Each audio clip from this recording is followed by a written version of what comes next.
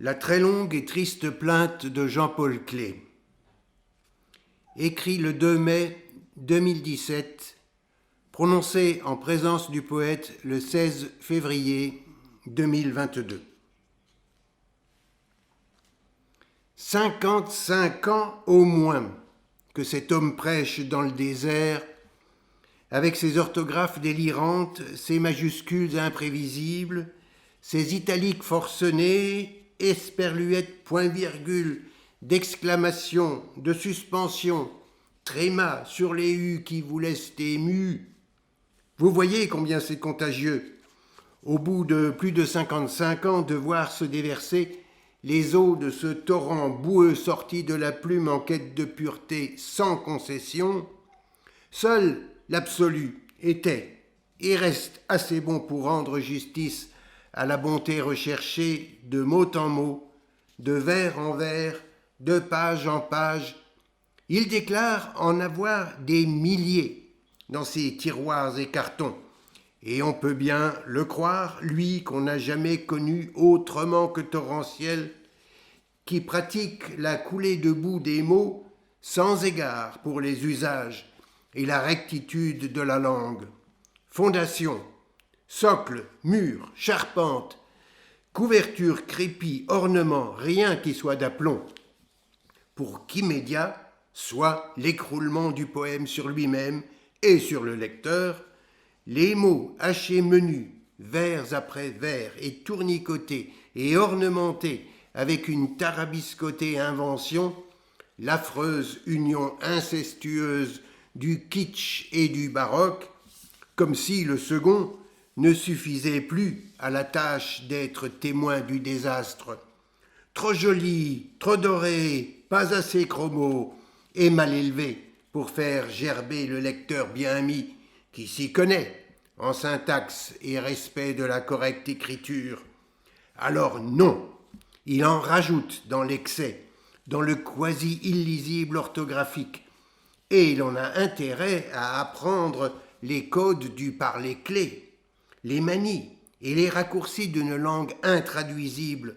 Ne laissons aucune chance de trouver un éditeur étranger, ou alors au prix d'un traducteur devenu fou à l'issue de son travail.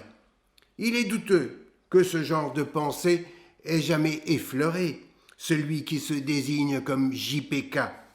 Comme on dirait, j'y peux quoi à ce qui sort de son cerveau et de sa plume errant à travers les rues de sa ville en quête toujours d'une rencontre qui dirait quelque chose de la bonté rescapée, de la violence d'Homo sapiens, la térébrante et désespérante douleur qu'il traîne dans son grand corps penché en avant, de brasserie en café, toujours espérant malgré tout faire mentir les titres et le contenu des journaux sujets de son désespoir, et tout pleurant sur l'humanité. Sans humanité, il dégueule sur le papier une rage de tristesse bien éloignée de la voix douce jamais fâchée, voix de pacifiste filtrant, mielleuse et convaincue.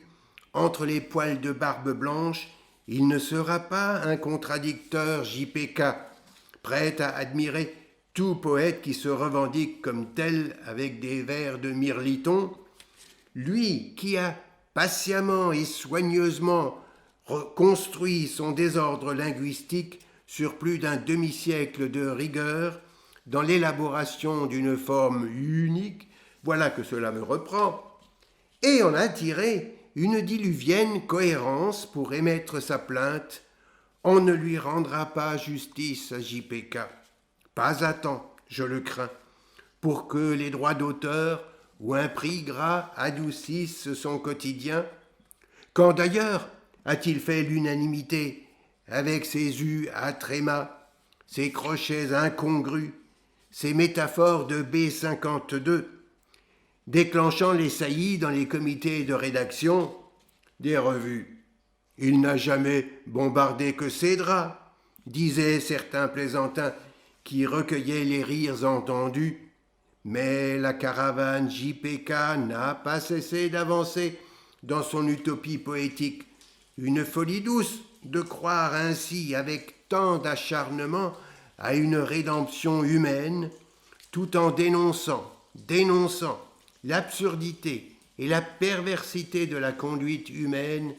Un rêveur, ce JPK, pire, un idéaliste, qui ne craint pas de parler de ses couilles parce que cela aussi fait partie de la vie du poète et que c'est d'abord dans la carcasse souffrante précédée de voix douces que prend naissance la trituration des homicides et génocides, galerie des horreurs visitée depuis plus de 55 ans avec une fascination qui a conçu et enfanté la très longue et triste plainte de Jean-Paul Clé.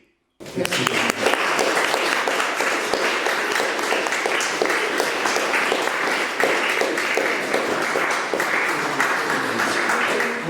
Merci Michel, merci beaucoup.